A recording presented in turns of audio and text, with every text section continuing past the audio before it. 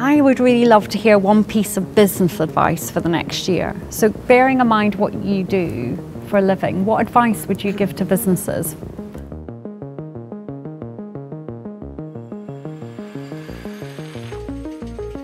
I think they have to be relentlessly focused on what they want to achieve, not be distracted from their market by some big golden opportunity that's going to ruin them.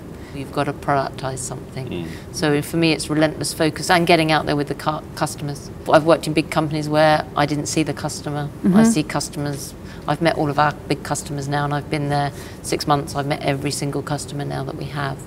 And I think that's really important, that your C-level people aren't in an ivory tower, that they're out there meeting the clients, seeing the software on the devices it's used on in actually being used, rather than seeing it in a dev lab, or worst thing, seeing a canned demo.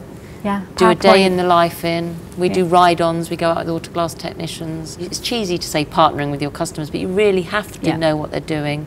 And you do actually have to be at the coalface. You can pay market research people loads of money, but the only way you're going to do it is to actually get out there and do it yourself.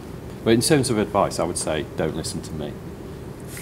Or rather... the door's over there. Or rather, don't just listen to me, right? So, I mean, it's this sort of cherry picking that goes on that is it's a huge problem right now. It's systemic, right? Where people kind of go to one person for advice, for sage advice, and think that's, you know, they're the oracle and we should listen to them. No. Go to lots of people, assemble their thoughts, and you get a much better picture and understanding of what you need to do, and much better intelligence, I would say. I would say that we're in an era where there's more and more interesting, innovative technology emerging. And for the last few years at Blipper and before, I've seen lots and lots of businesses kind of experimenting in a meaningless way with technology. You know, like building kind of pointless little folly projects, you know, whether it's, you know, frankly with AR or machine learning or some interesting kind of piece of data or, you know, something else.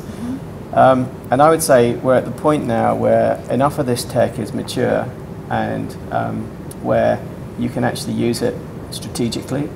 And so I would say as you go forwards with your innovation projects, don't call them innovation projects, call them growth projects. I guess everyone who's in digital businesses know this, an MVP mentality, a minimum viable product mentality to a internal project that you might call innovation project. So implement it, make it work at that level, set the right metrics for success, but most importantly support it to the right level, so operationally, communication and so on. And then you'll understand properly whether it can help your business or not. Otherwise, all you'll get is a little video that you might be able to enter for some awards, you know, and it's entirely pointless. I think it's a really interesting point about the MVP and getting that built quickly, but the critical thing is to make sure that it's got support. So it's not going to be a proper test if you haven't given it a full push from the sales and the operation and the product side. So making sure that you have that support when you're launching the MVP, I think, is really critical. And for me, it would be hire for where you want to be, not where you are now. Especially when you're scaling, because I think people who are doing great now might not be who you want in the business kind of 6 months, a year ahead, and it's really important to kind of keep the hiring bar high and keep that momentum moving forward.